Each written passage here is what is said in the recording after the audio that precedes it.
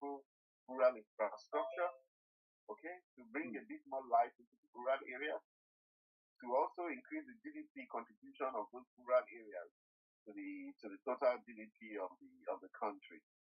All sorts of approach must be taken. Before the last government departed, they also did they tried to put a certain law in place in terms of how much can be bought from farmers at the farm gate. They wanted to put a cap on it. Whereas some people may say, "Oh, no, it's about tampering with the market," but that's what's being done in South Africa. In South Africa, you can't. There's a limit to what you can buy at the farm gate.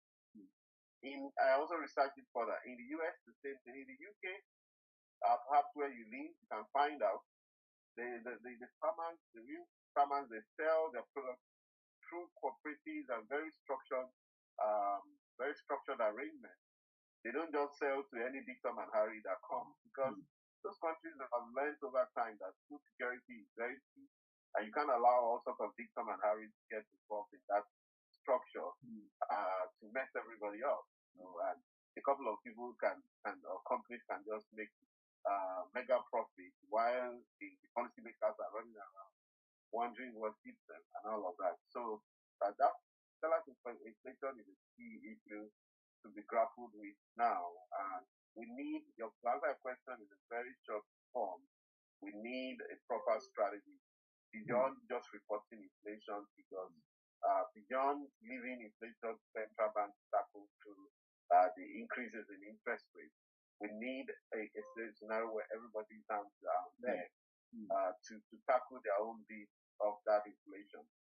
We need to target infrastructure spending towards reducing inflation, not only in the short term, but also in the medium and long term. Thank you so much, Doc. Doc, please. I'm sure anyway. You're a seasoned guest in many studios, so you'll be used to this. That quite a lot of times you're going to say things that then impact on the next question you're asked. You did mention, as we go into the question of the Forex regime, just like people say, it's the prices, of goods and services obey the law of gravity in Nigeria. It is also fair to say that even, of course, every society has got its own peculiar problems, and because of that, you've got to have peculiar solutions to them.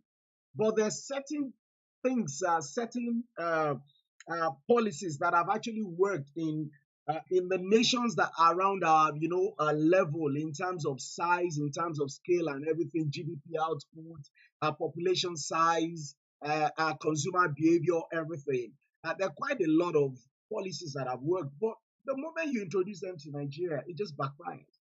The Forex regime, why has it fallen flat?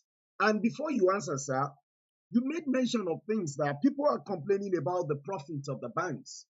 But you did say quite categorically, I don't think you suggested, I think you mentioned it matter of factly, that many of the banks actually edged against the Naira. And so they cashed out a lot. Is that not an economic crime? Because I remember when I was much younger, and I think, was it during the time of Babangida or something, and we had Mamsa and some of these things, and say, and they will sing this song in advert, says, don't put us where your eye sabi, your eye go see pepper, no spoil government work. Now economic sabotage were serious crimes back then. But it does appear that government comes out every time to say, well, we have some powerful people who are undermining government, and then people keep asking. The VP still said it this week, that there are some powerful people, some powerful interests, they're behind this, they're behind that, they're behind what is government doing? Why are the banks, if the banks, because in the United States, you know that the regulatory authorities who actually they will be taking quite a lot of the banks will already be under investigation. The FCA and the Prudential Regulatory Authority in the United Kingdom isn't different as well. So what is really happening in that regard? If the banks are actually hedging against the Naira, and then they're getting away with it? Are we not our own enemies? And number two, why has the flow of the flotation of the naira, so to say, why has it fallen flat? Then I don't know whether I should throw in this question or leave it for. Perhaps I'll just leave you with it.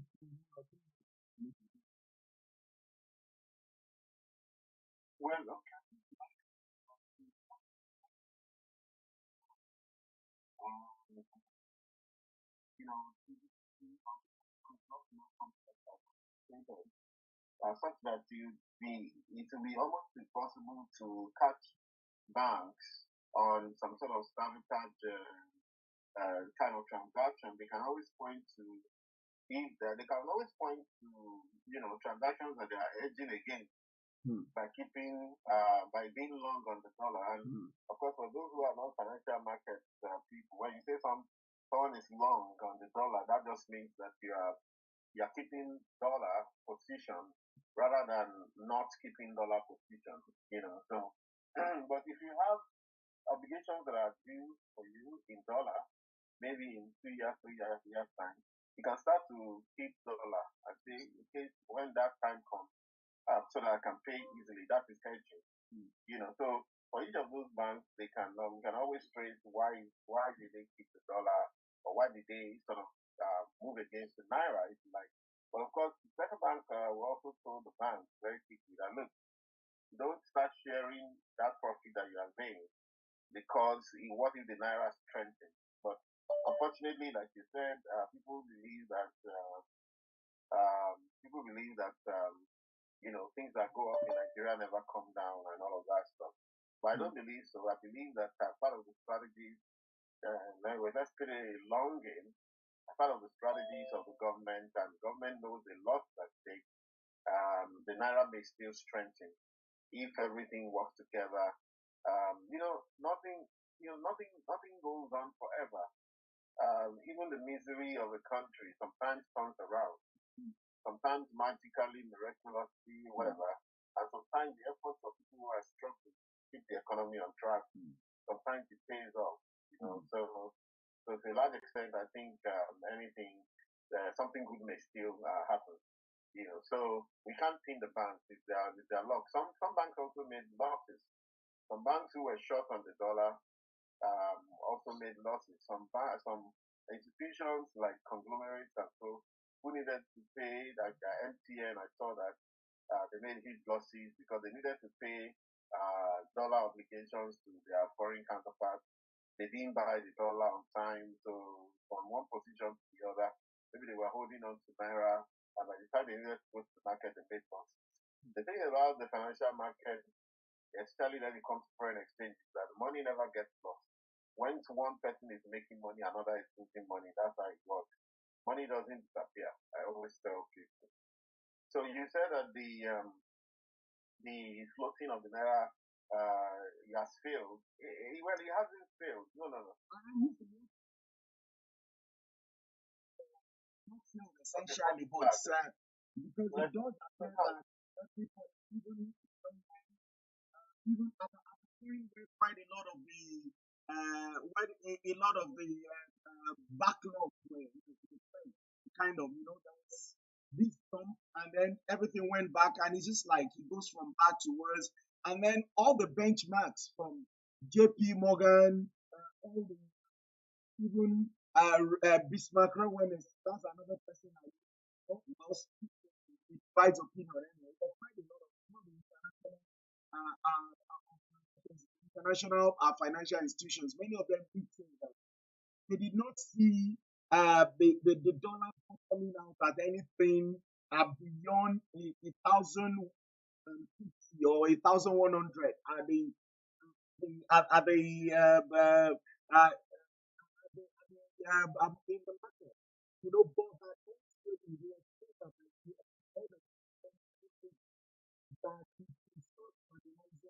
But that and of course there was I believe there was one. I'm trying to remember which company. I don't know whether it was an. I'll find it out.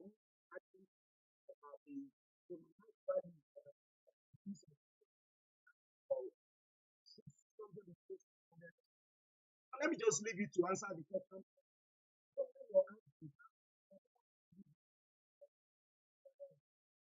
Some people are still in an island, and myself.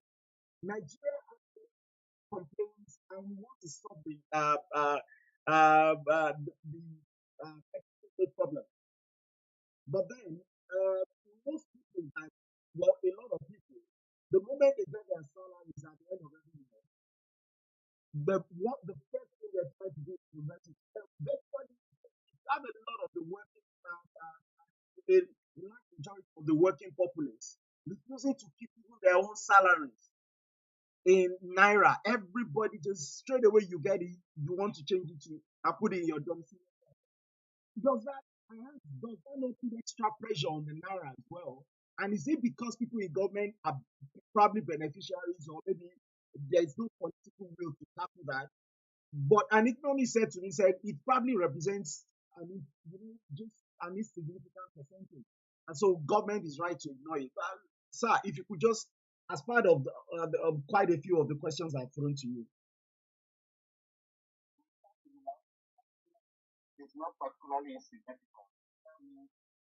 A lot of confidence in the currency of the country, and it's very dangerous, and it is very indicative.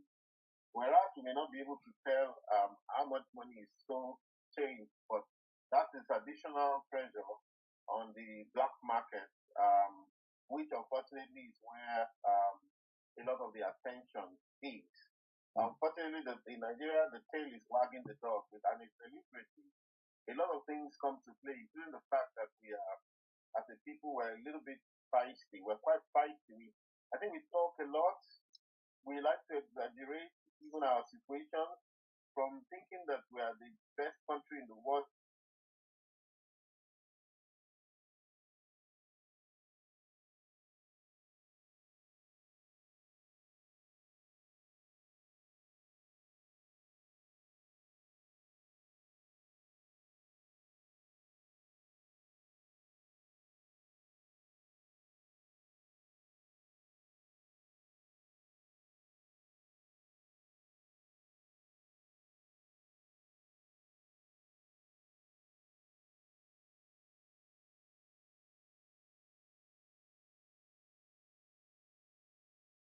So this is, we believe that Nigeria.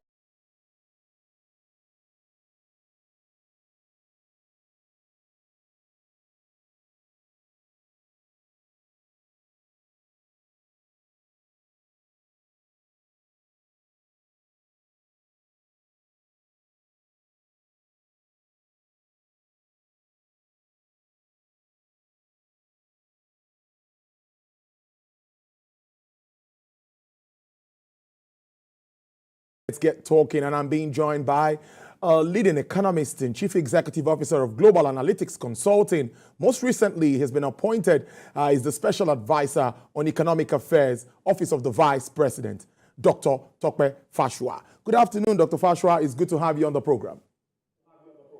Good afternoon. Thank you very much. Well, let's start with policies of President Bola Tinubu, what some people will call bold steps at the inception of this administration on economic affairs, Office of the Vice President, Dr. Tope Fasua. Good afternoon, Dr. Fasua. It's good to have you on the program. Good afternoon. Thank you very much. Well, let's start with policies of President Bola Tinubu, what some people will call bold steps at the inception of this administration. What do you make of it? And of course, the effects so far. How would No matter what industry post, I realize that the market post only favors the price government, and to some extent the Lebanese amount of the country.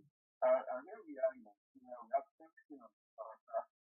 So yes, we are actually over time government, successive government tools that have been so many last but who the things themselves they ask that they don't understand that we need an economy, and we need an economy, we need the currency, and that there's a value to this that we have, which is a little bit better than dependence on any of the countries. So Ghana, to me, if you look at Ghana very well, you see that the British outcome Really.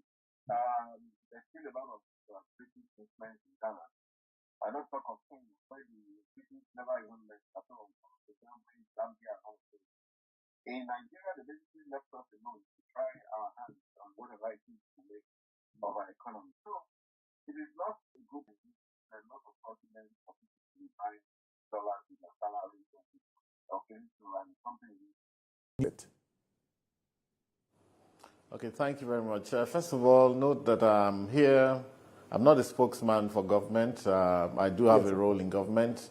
I'm here basically to just try and clarify some of the policies that have been taken already from a purely educational and economic perspective. So you asked about the bold actions and policies of government. One of them is about the fuel deregulation, which was the fuel price deregulation, the downstream market, which was taken, one of the first steps taken. And I think I've also tried to clarify in other fora that that was the policy long in coming, because it was clear that we needed to walk away from the former regime where we had a lot of fraud in that sector and all of that, and we weren't quite sure what was the daily consumption, what was being smuggled out, and all of that. And I think what the president tried to do is to say, you know what, let's be very clear about our finance. It used to be that every time we exported crude oil, most of the proceeds ended up being spent on subsidies and so on. And so that's perhaps the reason why the president took that decision.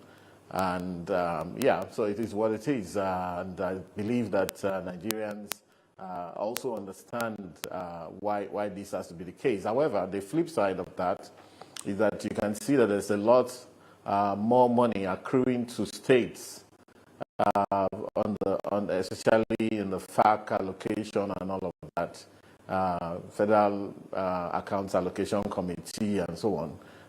There's so much money accruing to them, which they can use to begin to do more things for their people.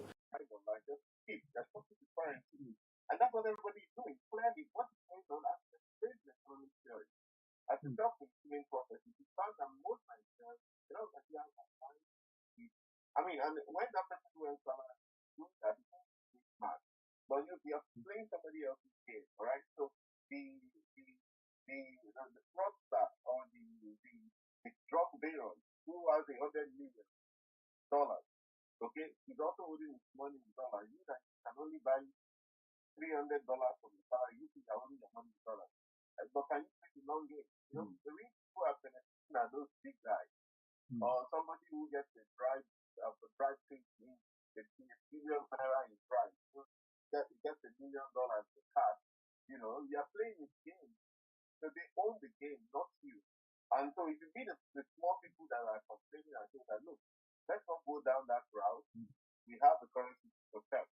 And of course, some of us in government and in this economic spectrum will also let our people know that, look, we can't play that thing. And the guy who just won elections in Argentina, who believes that he wants to terrorize his country, wants to terrorize Argentina fully. When I looked at some of the reasons he gave, I think he's going to shoot himself in the leg. Because if you're saying that they're exactly the same thing, loss of confidence in the Argentinian currency, even though Argentina is much more the first basket case compared to Nigeria, even though their standard of living is better than ours, but they've always taken so many risks. As we speak now, the inflation is trending towards 200%. And because of that 200% inflation has affected their currency, everything is down. People don't want to keep their currency anymore. Most people are moving into dollar. But if you move into the dollar, other aspect, the person in the village whose total salary is probably, let's say, 100,000 pesos, right? And maybe that 100,000 pesos or less is equivalent to $10 or something that ridiculous. So are you going to pay $10 in the village? Okay, and when you pay $10 in the village, what it means is that everything in the village, the inflation goes up even further. Maybe you realize a situation where the bottle of water becomes a minimum of $1 in Argentina. Okay, so it's a big risk situation. You don't cut your nose to fight your thing, and that's what they're about to do. I think that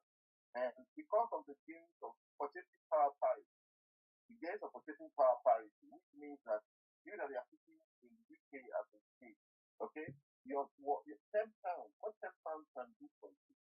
Okay, if you do 10 times that thing in Nigeria, so 10 pounds, you probably walk into a supermarket, you can buy a couple of Coke bottles and maybe a snack and walk away at 10 pounds a month.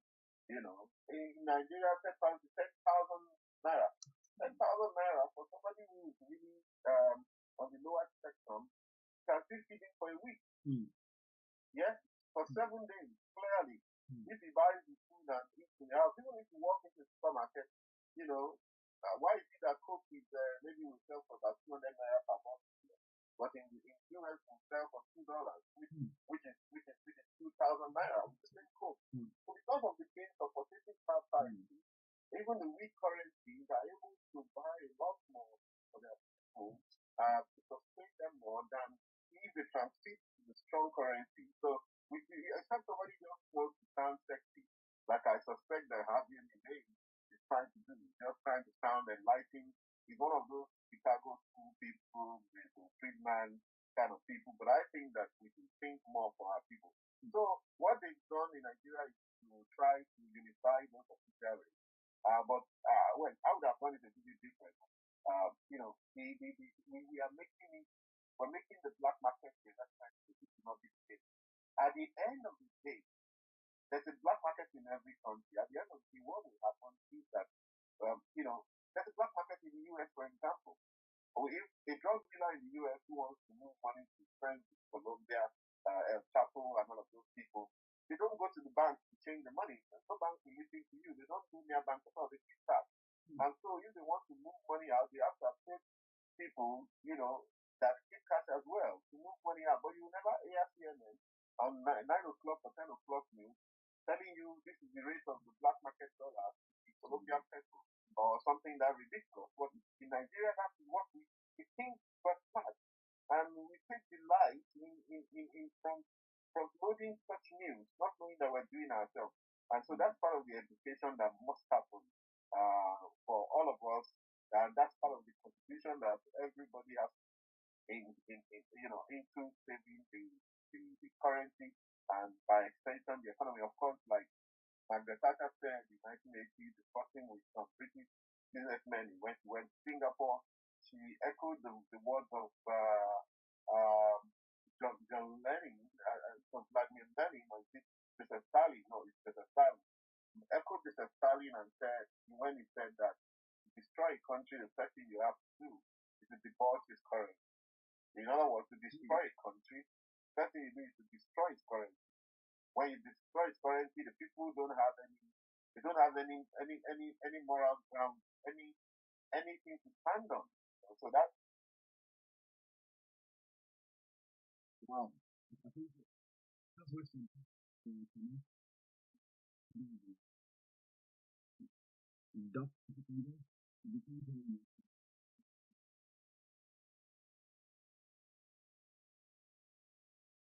okay. Whilst we're waiting for that, in the comment section, and of course, add a few comments on social media as well. And then we're going to take them. Doc, please just join us when you can. We're waiting for you to rejoin. We can't hear you anymore. Okay, cool.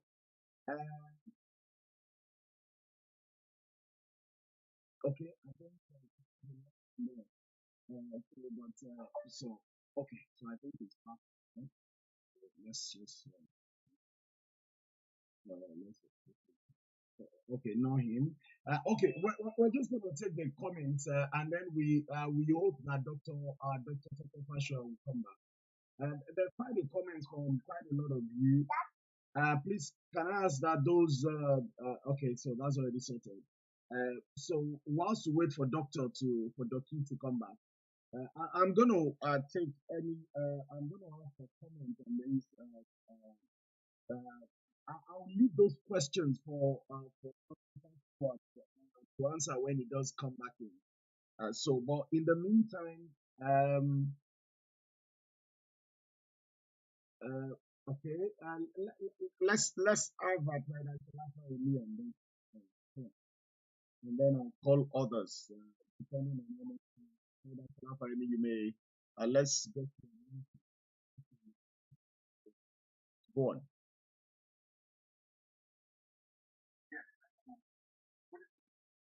Good evening. We can hear you loud and clear.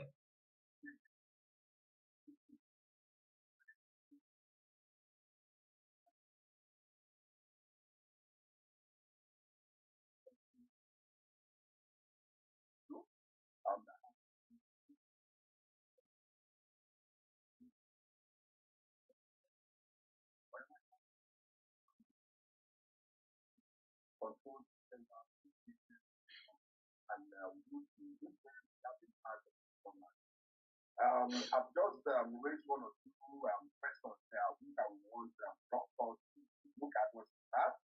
Because if you look at image I dropped, recently we had large corporate pushing and closing their businesses, especially their production segment in the country. And many of them complain in the fact that the Nigerian constitution to their business is not applicable. However, it is easier for them to do away with Nigeria and the Nigerian economy as a whole. And many also complain that our economy is not manufacturing friendly, that we have so many factors as a nation that is not supporting their manufacturing business. This affects the FX, this affects some certain factors like power and all of that, taxes and so. So, it's a bit because if you're looking at this complaint that are fighting or probably closing their production sector, if you have that on employment generation, income generation, pushing an economy, local economy and all of that, you have people working in this. So the potential power, the families are going to be affected, the market will be affected, the economy will definitely be affected by the number of people who their livelihood rely on this country. So I also want to shed more light in that regard. And also looking at the budget of 2024 presented and being reviewed by the National Assembly, the nation pegged US dollar at $750. And as you speak, we know the official rate of dollar is far above that. How realistic is that law, and how can the government try to possibly bring of paraventure manage using FSP so as to have a better interest for that? Because it is quite appalling. And when we're looking at even the market demand public, the market demand is alright. We tell you that when you want to sell vegetables, we tell you that dollar rate, and you begin to wonder what is the impact of dollar rate and oil I want to buy in the Alpha market.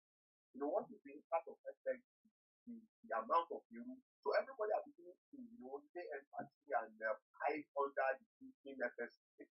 We also see some perpetrated from other economic fraud to Nigeria. So at this point, we also want to make practical down because at one of two occasions, heard of Tope Fasua saying that the government has practical economic solutions to play, which we invariably give impact and effect as from 2024. So the pleasure having him on this platform today, and I also want him to also shed more light on the steps being taken by the government in arresting the business effectively.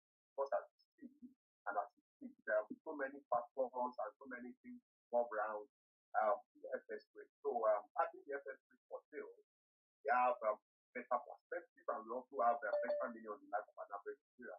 So for me, the topic we are discussing is a very sensitive.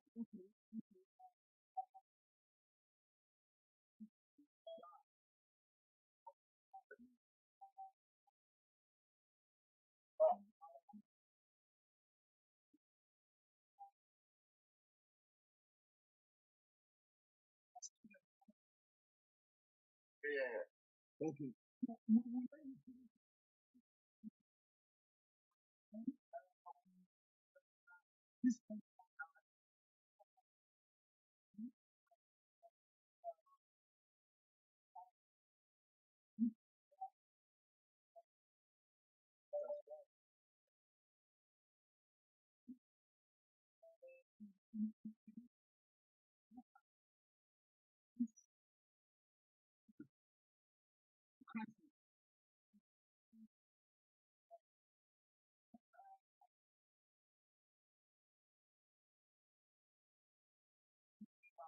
so soon, and then we'll take our time. We'll follow that there as well. Senator Messi, thank you. Senator Messi, thank you.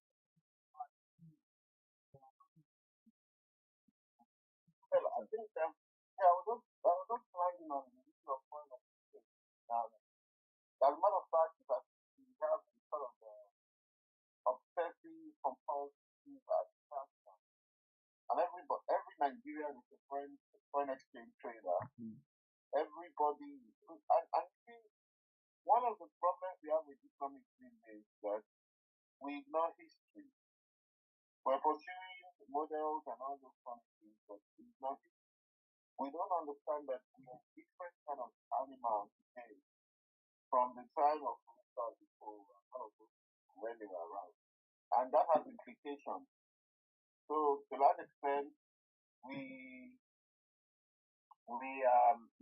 everybody is obsessed with dollar. Fear and greed spread a lot faster because of communication gadgets that are much more easily attained.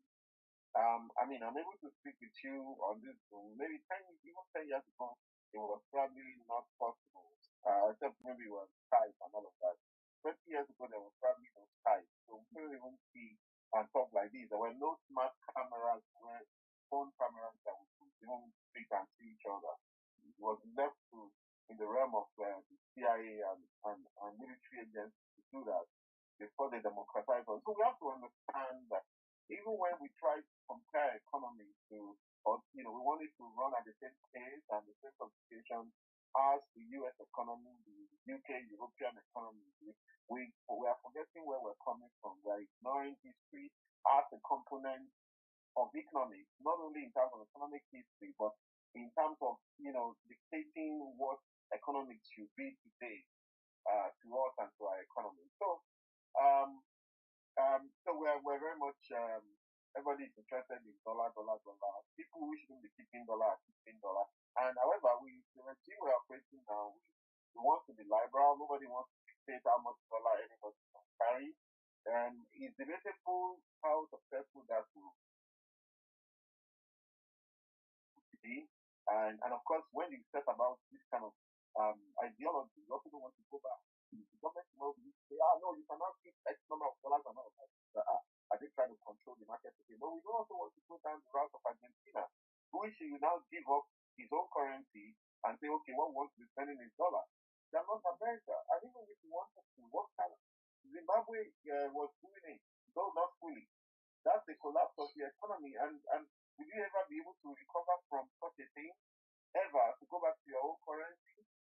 And are you going to, and there's what they call seigniorage. Seigniorage means gains that the country makes from printing its currency. If the American government spends 50 cents or less, and I believe it's less when they print dollars en masse, to print a $100 bill, they spend 50 cents to print a $100 bill, the $99.50 on top, when they push that currency out, is again direct to the United States economy. So why would you set up your country to be giving seigniorage to some other country? The same guy, the same Millet, that's why he shot himself in the foot, says that he wants to scrap central banks. He doesn't believe central banks should be printing money and making seigniorage. But when you go to the US currency, you're actually pushing seigniorage into the pockets of US. So what kind of rubbish argument is that really? You're shooting himself in the foot. So all of these things need to be considered. So I think that we have allowed the black market to dictate the pace too much in Nigeria. People have come from different cracks in the woodwork to paint the black market in different kind of flowery shades. They call it parallel market, sort of to say that it's a legitimate alternative market to the official market. All of us are ruining the economy. The people who say all of these things are also those ones. They have a lot of money in foreign currency generation kept in different places. But you can just say, because government is unable to meet my obligation anytime I want it. I'm traveling abroad. I need $50,000 to go and spend because I'm a big man, and I'm going to be shopping only on Slow Street and in Harrods, the High Street, and I only buy top 10 things. only, and I want to buy a Rolls Royce, I want to pay down in cash or buy a house in London, I need all the dollars now. And if the government is not able to pay me, that means that I can go to the black market, and the black market is called the parallel market, because there's nowhere in the world where, even the US, there's nowhere in the world where there's some sort of control on the amount. I mean, you don't even try the US. Don't even look. The thing about this in life presents as part of US are supposed to be the most open economy and capital, mass capitalism, and all of that is market driven.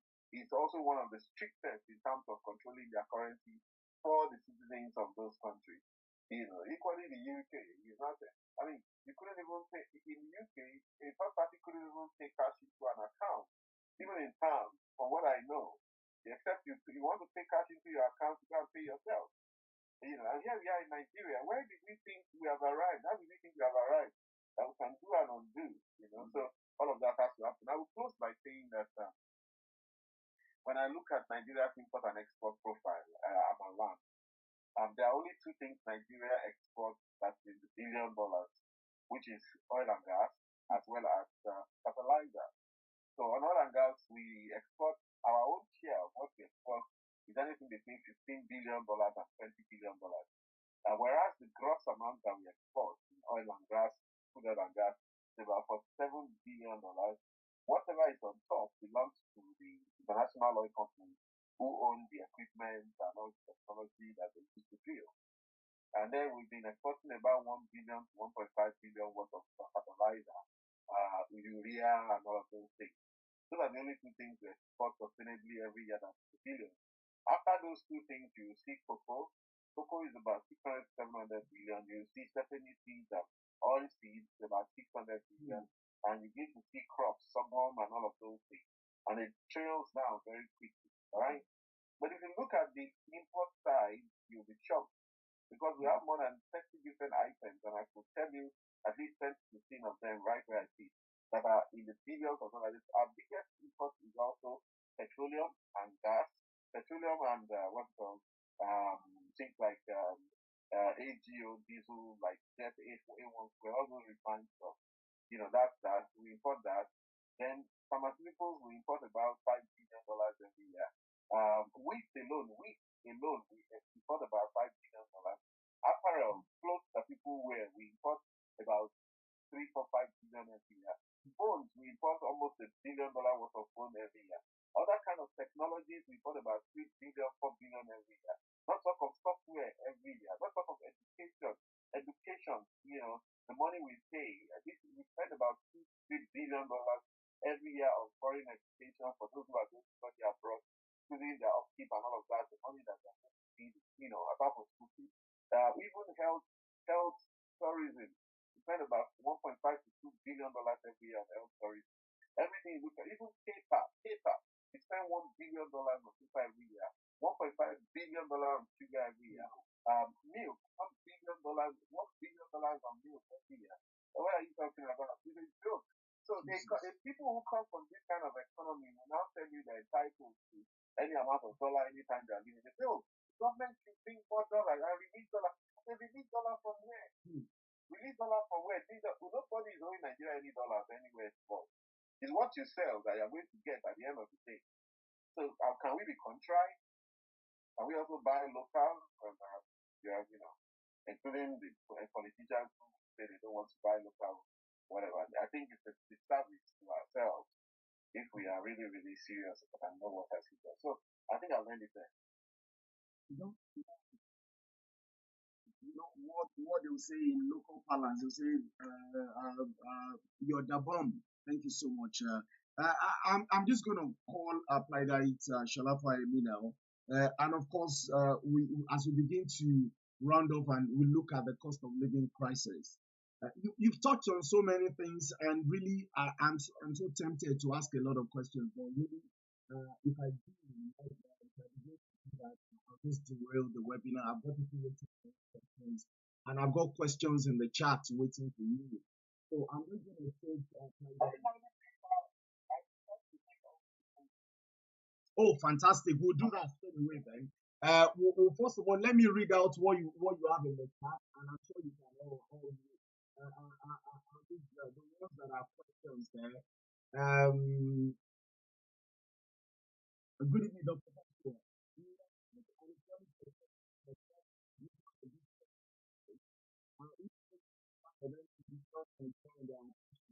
And of course, he's talking about Nestle. And I know you did mention Angambo at the beginning.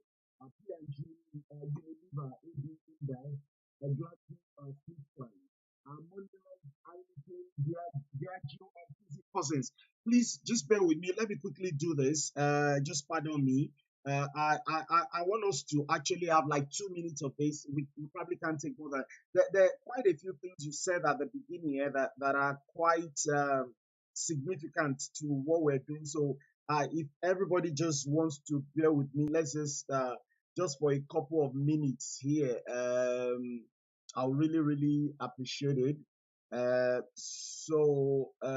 Okay. So I don't know if do you have the audio there? I don't know if everybody has the audio. Otherwise, I'll just just bear with me as I adjust this.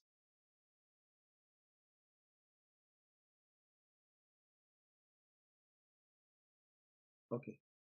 Until I think I'm having a problem with getting the audio out there, and everything seems normal from my end, but we don't seem to be having an audio because you did mention quite a few things, especially talking about the.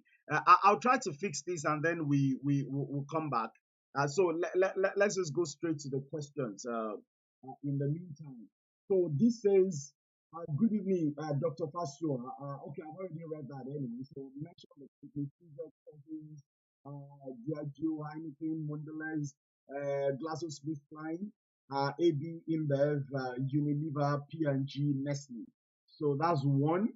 And of course, we do have, sir, 2024 budget was benchmarked at 750 naira to dollar.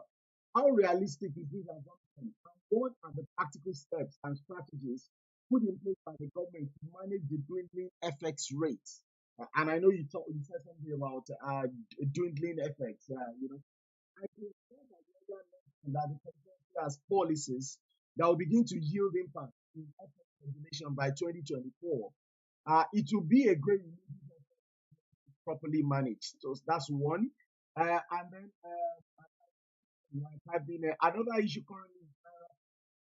Most banks are now giving out 10,000 naira as a drawer. Of course, like our itinerary Mama Zau trade, they will say Ebewele, the problem of Ebewele, that's talking about MFPLA. So that's those are two in the chat. So PLIDE Shalafa, let's have you, and then we go on to PLIDE Tawo Kunuga, and then Doc, we answer us in all, and then we have to close because we've got to be respectful to you, because we probably you want to throw a million questions at him, and I'm getting questions from a few friends say, "Can you ask? Is the special advisor to the president? Can you ask him so and so and so?" If we're not careful, we'll derail the webinar, and it won't come back again. So, PLIDE Shalafa, you just go please.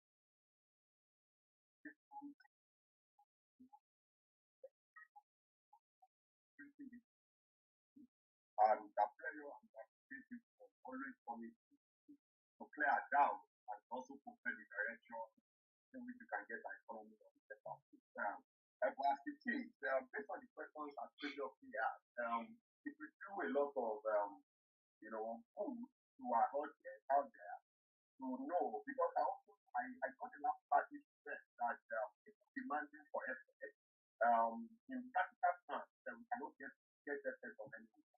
And it is always a product or whatever we give out that we can always get it. And we also give statistics of the amount of dollars that government and even the citizen trade in effect on the daily basis. So, nevertheless, you have to take, like earlier mentioned, if you can know the practical steps and the strategy being put in place by the government and also to arrest the FX rate. And I also quoted a $750 previously benchmarked to finance 2024 budget realistic of that. And few other questions. Also, what are we doing to also make our economy and our environment manufacturing friendly so as to retain most of this that suffering that really invest in that market. That is just it for now. Thank you. Thank you so much, PLIDE Shalafani. Through the way we take PLIDE Okunuga. Let's have you. Good evening. Thank you, Dr. Fasua, for everything you have been able to say on the public tax. And good evening once again to everyone on board. Well, my question is that I just want to know that I'm aware that the public information that during the APC and PDP primary elections, every politician that participated in that election all spent in foreign currencies. They either spent in pound sterling. Those who could not spend in they may not even be able to spend pound sterling because pound sterling are not school cash most times. But they all spent in dollars. And I would just want to know, what impact has the advent of BN got on our exchange values? I don't know if the question is clear. What impact has the advent of BN got on our exchange values? Because it's a public knowledge that even politicians now don't keep money in our values any longer because of traceable factors. So the second question is possibly that is what possibly that is one of the things that is making pressure on the foreign currencies. I don't know. The second question is on the inflation. Like our SG has said that what practical steps is the government doing? Because a few months back we heard that the federal government was going to give wage support of 35,000 naira to workers working at the federal government level, just to cushion the effects of inflation. But I think the government was only able to pay that once. And since September, the government has not even been able to keep its own promise in regard of that. So I want to know if the government can pay its own promise of 35,000 wage support for workers at the federal government level. Is there anything that is likely possible in the short term to cushion the hardship or to reduce the hardship on the Nigerian people? Thank you so much. Thank you so much, PLIDE Taiwo Okunuga. I really appreciate you. That's really, really very rich. So I believe just because of our time and so that we can let Doc go, because I'm going to be pleading with Doc as soon as possible. Doc, can you give us a date sometime in February? But so please, I need to show respect today and let him go. So Doc, if you're going to respond to all of those, and of course, as we talk a bit more about the media cases, and then we'll be more than glad to let you.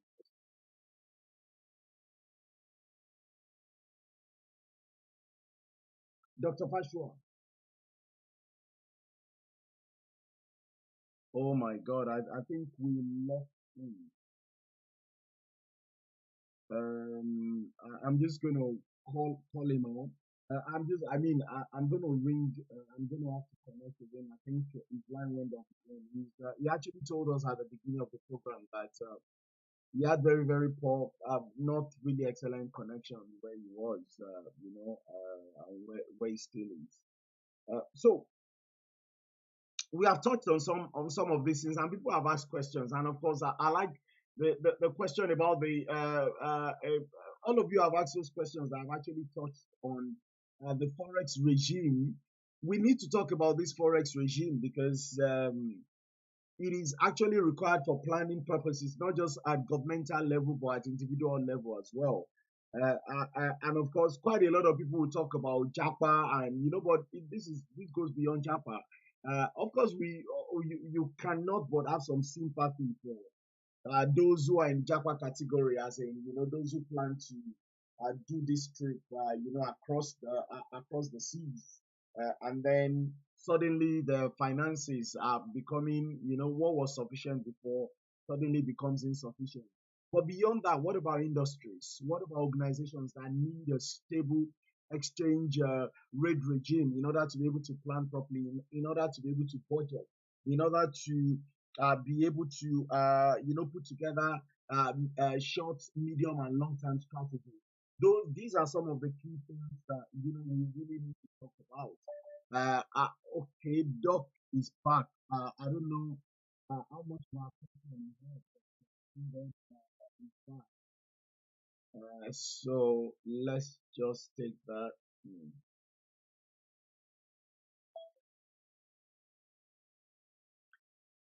You're welcome back, Jockey. Welcome back, sir.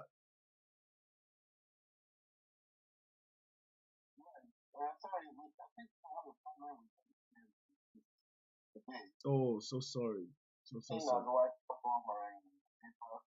Oh my God.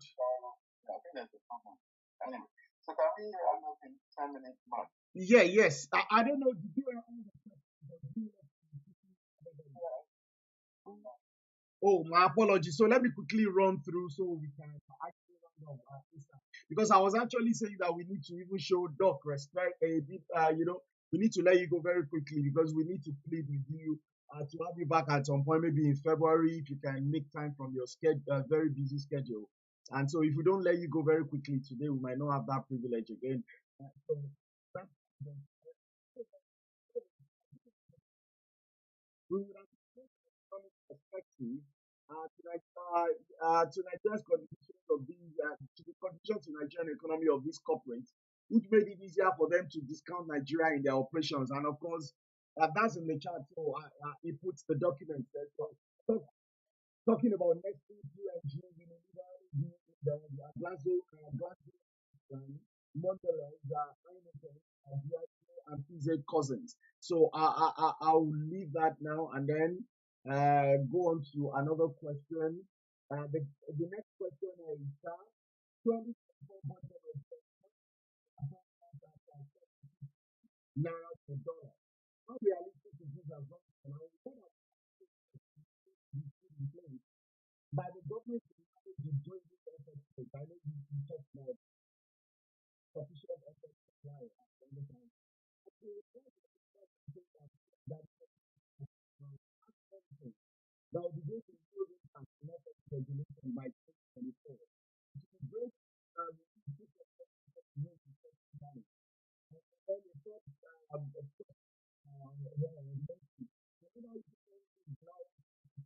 most banks are giving out 10,000 naira as the maximum withdrawal. So basically, that's us going back to the next.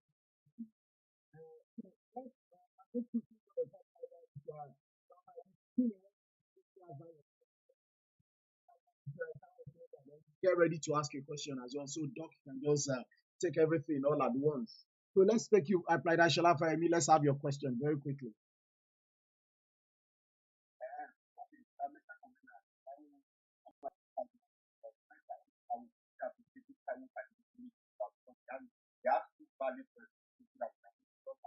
Oh, fantastic. We appreciate you. Thank you so much, Mr. Sejen. So, Applied that to Kunuga. Can we just have you fire from your end?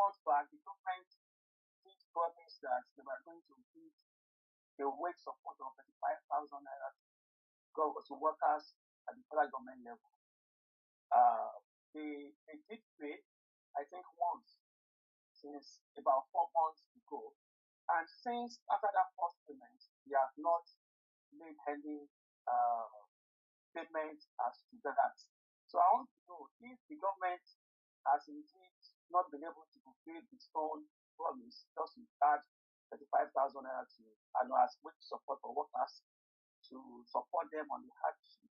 Is there anything, hopefully, maybe in the pipeline that people can so think,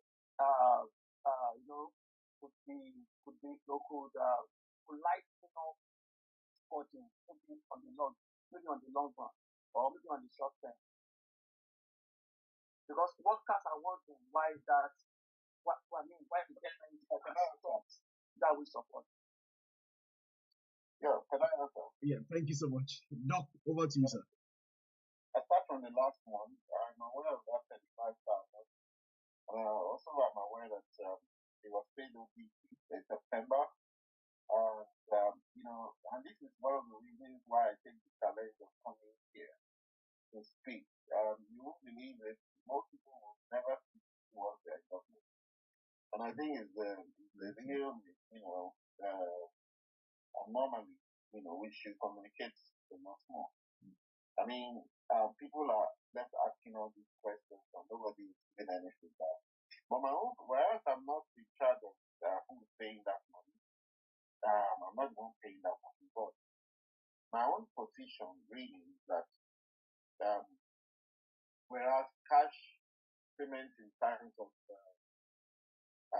stagflation or hyperinflation could help, but it could also be different problem.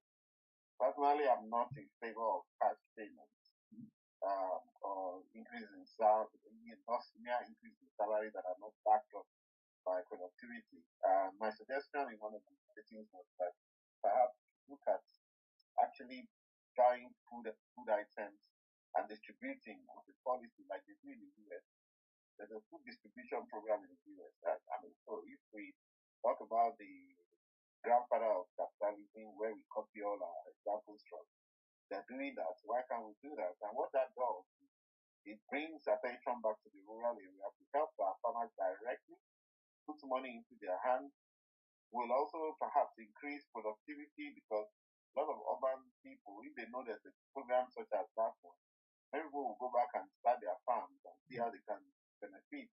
And it's a way of also reducing post-harvest losses, so that all of those wastes that we see will be bought over, at least when there's a government program to buy them. Of course, there'll be corruption there, but even the cash distribution, there's not full as well, number one. Number two is that the 35,000 we're talking about is for government workers.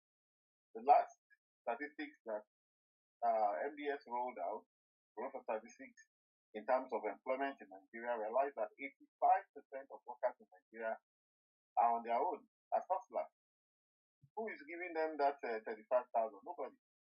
85% of working age people are on their own, whether they are farmers, whether they are hustling, whether they have one small business.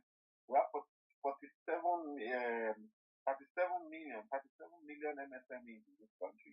Everybody is shoving something in your face, trying to sell something in your face. And it's a policy. By policy, over years, we have been pushing this entrepreneurship thing. So out of that, 85%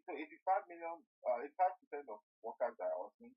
Out of the remaining 15% who are in the formal sector, only 5% are in the government sector. So only 5% of our workers are working with government, who are entitled somehow to this 35,000. I think that 35,000 was the promise for the federal government workers and public servants that are under the federal government. Most states, in fact, many states are not even paying 30,000 minimum wage yet. And some of those who are paying, they're taxing even people who are earning 30,000, which is minimum wage. You don't tax minimum wage. Look at all of these problems. So I think it's a mistake for the narrative should not be seized by NLC and Labour Congress and government workers, and even an infinitesimal proportion of people who work in this country who really, really need help. Who's going to help all of those guys that are hustling on their own? And we have governors going to universities on graduation, they're telling them, don't bother looking for work. I left the university when I was barely 20. Imagine someone comes to tell me then I shouldn't look for work, I should go back here. Where would I know that will start? And how will that company grow? So if you want to take a risk that one out of maybe 100,000, one out of a million of those people who set up business out of so much pain at that age, only one out of a million companies will survive. The remaining 999,999 businesses will fail. So what about the cost of failure? Let's look at that cost of failure. Are we thinking about that? And those who survive, how well are they surviving? Can they match their counterparts from abroad? And when we say that we want to do entrepreneurship because there's a Steve Jobs and Mark Zuckerberg and Larry Page and so on, do we know how much support those guys got from their governments that are not even in the open? So we think they just succeeded and took over the world just by dint of hard work. That means we don't know how the world works, honestly. So that 35, I wish that we would resume the 35,000. Having made a promise, we always keep the promise. But that 35,000 is not really an efficient kind of payment. Equally, all the cash, which unfortunately the World Bank is giving us some of those loans.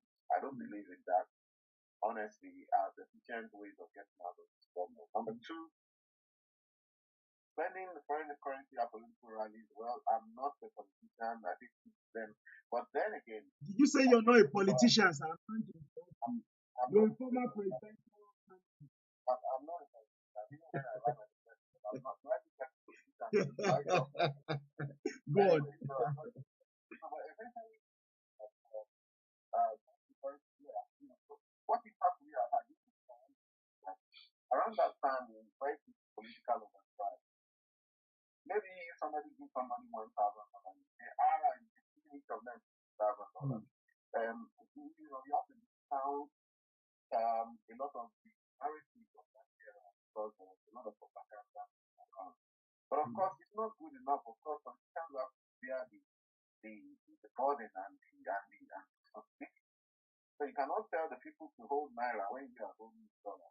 And it's a big, big problem. But I believe that something will, honestly, I believe something will give. I cannot tell you the impact. If you want to, you can do your own survey yourself. The gentleman that asked that question, to know exactly what the impact of the dollar is, whatever. What I can tell you is that number one, there's propaganda involved. All sorts of claims to be made. However, it's also very important and correct that if we want our people to believe more in the naira, politicians should not be seen spending dollars. It's very wrong. And then someone said we talk about naira scarcity. I hope it goes soon. I think the only thing I don't know what's going on. The central bank has tried to explain, but I'm not even sure I remember what he said was the problem. But you see, in the MFLA days, what they tried to do was to drive everybody into cashless system. Even I wasn't big on cashless then. I'm one of those people who were pushed into this cashless system, where these days I don't go to bank anymore, I don't withdraw. But there were people who had already gone to that. However, there's no country in the world where there's no cash. And no matter how cashless you want to get, people should be able to withdraw a reasonable amount of money, when they want. You see, it's just a very, very painful thing that has gone on in Nigeria. And we're not very good at writing our own case studies, but people should try and write the case studies of what happened. So, the interference of the politics, because according to one President Buhari said that he pushed that politics so that they will be seen as not having interfered in that election. Why should politics mix with the monetary policy? And now that all of that has unraveled, we have to also be careful in managing the unravel of that policy, such that it doesn't hurt us even further. Now that it has unraveled, nobody wants to hear about that. The good part of whatever Emefiele has in mind, pushing people into tax debt, this is not even the time to make a case about it. That's the opportunity. Remember that even around that time, we had the reduction, very rapid reduction in kidnapping, because so it may be a good thing to look at it and think, how can we do it? But if you're doing that and you don't care about the small people who need access to cash, there's a problem. So I would say that I would encourage the central bank to print to print as much money as is adequate to run the informal large economy. Honestly, we people are already used to the laws and they know that okay, there's a certain limit. Not this new 10,000 naira. There's a certain limit cash that you can take. Let people operate at that level. Now is the time to ease the policy. So we need to decide: are we printing the old currency or the new currency? The new currency, unfortunately, the policy was so drastic such that the quality of the new currency printed was a sham. Terrible currency quality, honestly. It's not something I like to think about, but apparently nobody is even taking that intellectual right to write about this. Maybe if I was still on the other side, I would think about it. It's really a very painful situation. Maybe I will, nobody does at a certain place in time. The 2024 budget benchmark 750, whether it's um, realistic. Well, yeah, it could be realistic depending on the policies that come in place in the, we're not in 2024 yet. That's the average rate for 2024. Who knows? Play along game. Maybe they will. There are policies and things that will happen in next year that will keep the rate at that average rate officially. Of course, right now we're talking of about the rate close at about 840, about 850 on Friday. Sometimes it swings to 800. Sometimes it touches 7 something. Then sometimes it swings to 900. So who knows if it's still realistic? Somebody mentioned, but again, I'm not sure about the budget. That my belief is that we are too separate to the crude oil thing.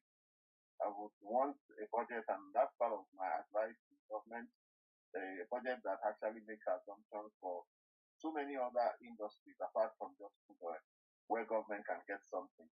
We need to charge ourselves from this crude oil thing.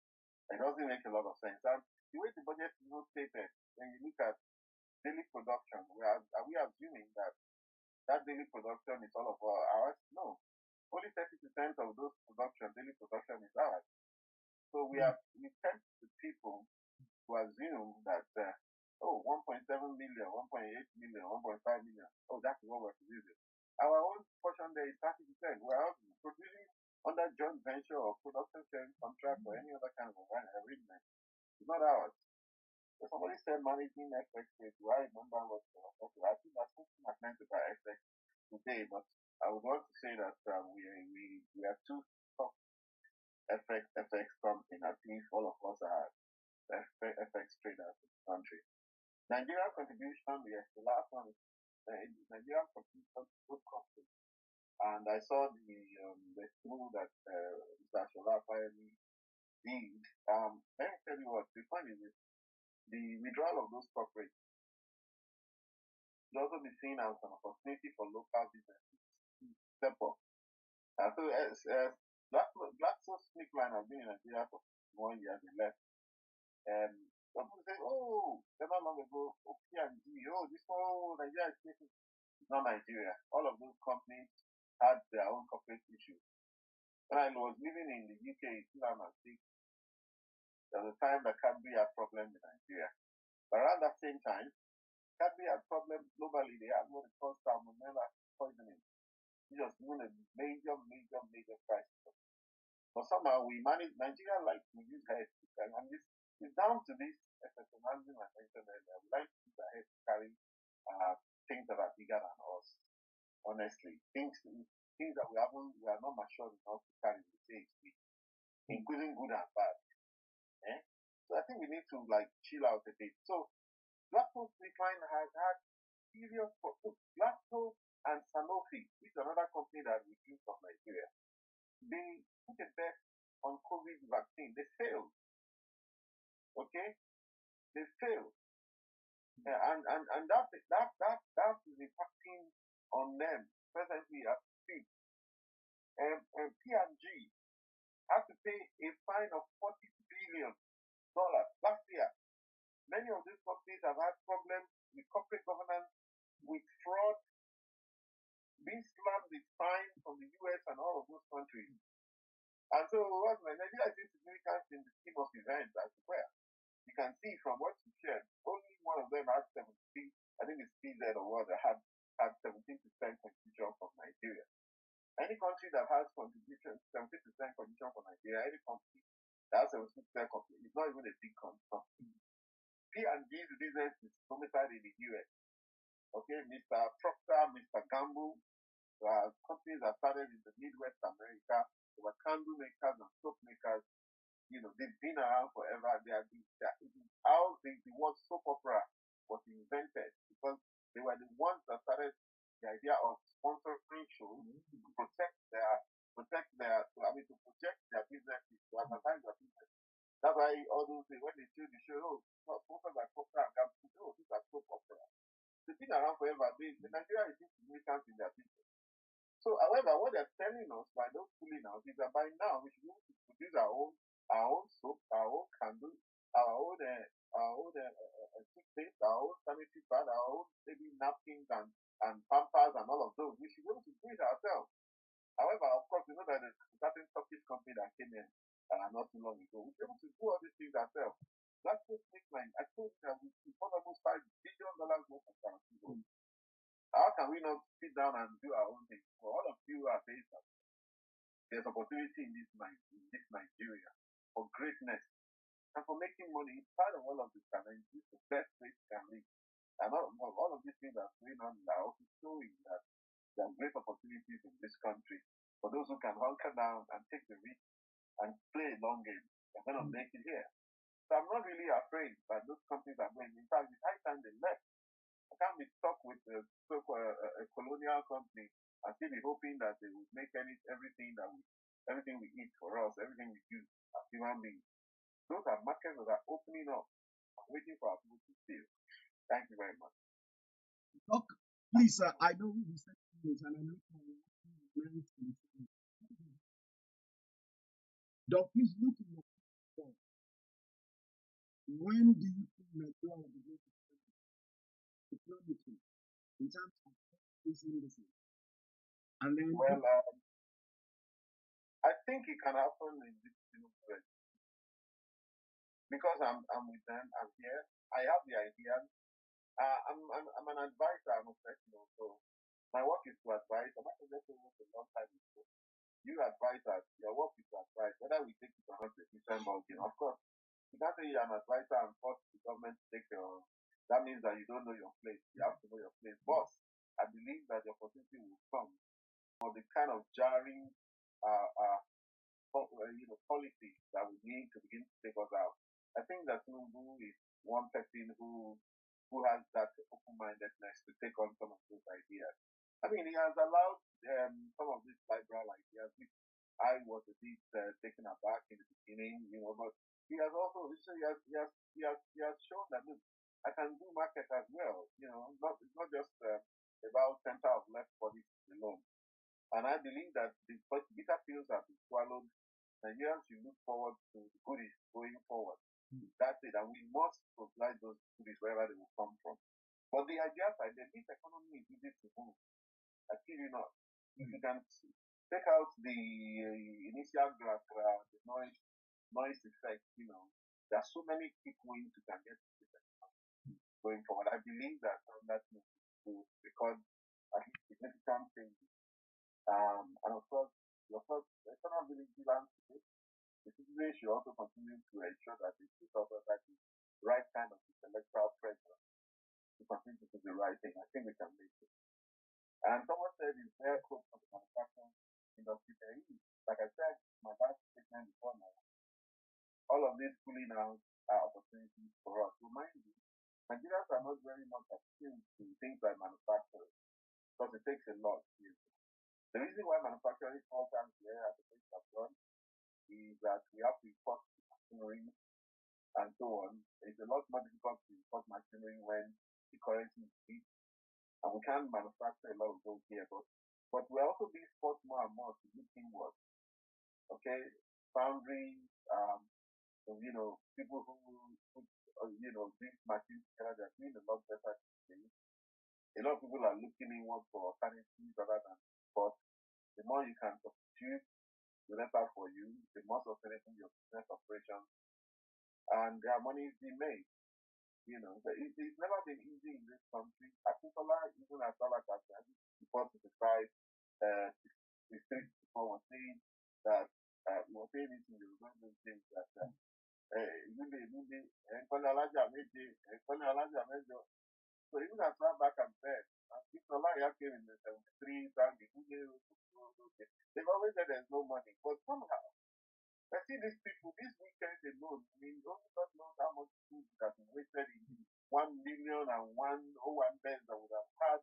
When we spend money like a white man will never be able to spend money. Ever.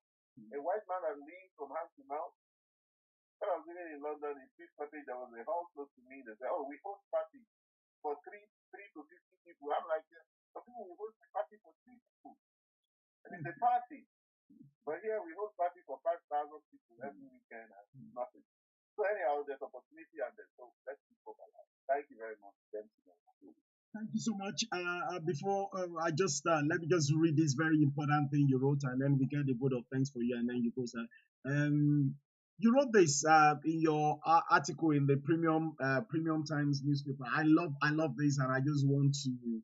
You said the Naira conundrum, what to do. Or published on October 13th. We need patriots in the country. I like this line in particular, which says a lot about you. Honestly, you said, if I continue to have ideas with positive impact on my country, what do I do with them? Are there avenues to continue to educate as a public officer without compromising on one's job?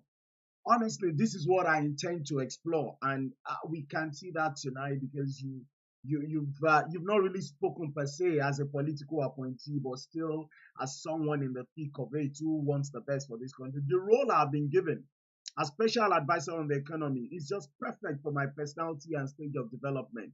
It allows me to play the role of a midfielder in a football club, in a football team, being able to assist in an eclectic fashion and having input here and there. I've since settled to the role, and I have His Excellency, the Vice President of the Federal Republic of Nigeria, the amiable and positive Senator Kashim Shettima, to thank for remembering me in my corner, and His Excellency President Bola Ahmed Tinubu for graciously approving my nomination. Mrs. Sergeant, please do a very short vote of thanks to this midfielder, to the midfield maestro, and then we'll release him. Thank you.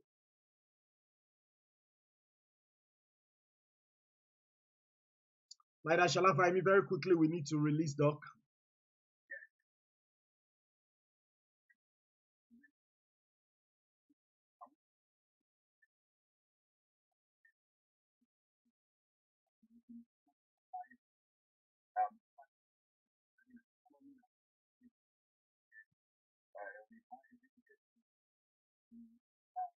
How to actually part of the people and that's basically also see that you've tried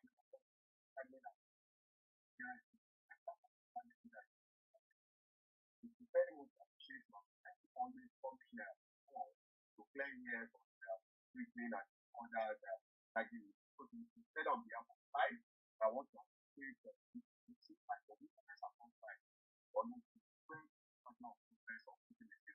on the part of the national. Thank you so much. Thank you, sir. You may leave, sir. Thank you so much, sir. Thank you, sir.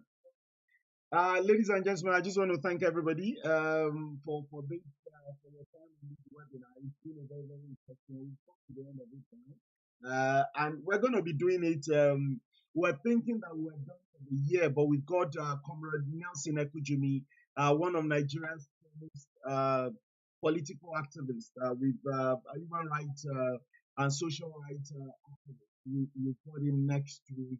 So please, I know it's going to be on Christmas Eve, but we're going to keep it as short as possible. I need to just read out just a few things, and then there's Taiwo Kunuga, but it's believed that whatever intervention workers has is a breakthrough effect on the economy, and that is basically why government focus on minimum week for workers most times.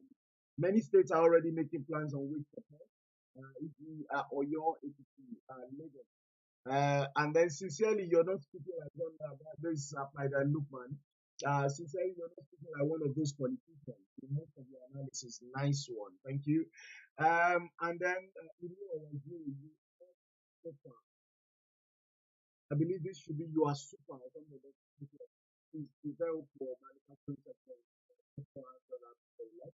And how we can over against like that. On production, 90% of raw materials are imported. That's what sends out all the manufacturing companies. Power, electricity is another dilemma.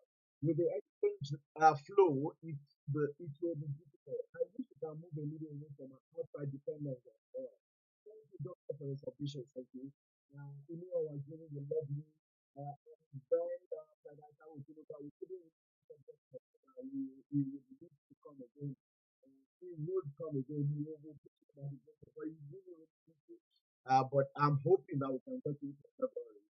There are a lot of things to answer. To be unfair to put everything on him, you're very spot on. At the point I started feeling, and he did not avoid any of the questions. He did not. And thank you all for those very, very powerful questions. All your contributions tonight have been very, very wonderful. And there are quite a few, Senator. Let me start from. There are quite a few people have, I believe, had connection issues. But we'll start with our second Senator. PLIDE Transformational, thank you so much. Senator Mercy, thank you. Nigeria, PLIDE Lukman, DSG Global, Oyo, Alaji, Alani Budashu, and I think the head of our communication and media we other people now, I believe, and quite a few people joined, and I think they're coming. Thank you so much. Let's do it again next week. God bless each and every one of you. I would say to you, enjoy your week, have fun, don't overdo it even as we start to prepare for Christmas. God bless you. Bye for now.